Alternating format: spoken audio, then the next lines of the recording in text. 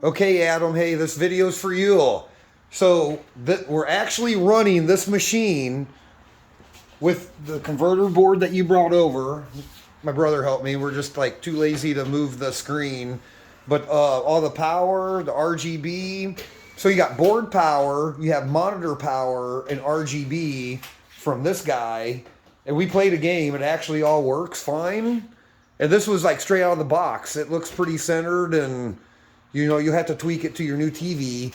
But let's go around back. I got to show you some stuff.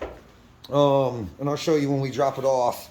So I did make you a nice header pin harness for your RGB.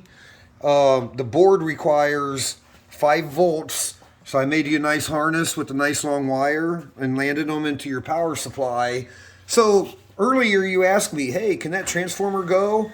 I didn't even think about it. The answer is no. I didn't even think about like where the monitor gets power from. So your monitor gets power from there.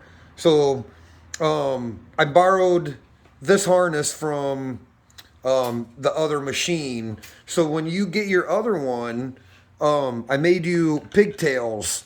So you're gonna have to cut your cord. Like this is like from the power of your TV. You're gonna have to cut it. And I made you a couple pigtails with the right pins. So those pins will plug into the purples, and then you'll just wire nut it, and you should be good to go. But yeah, fully tested, converter board works. There you go.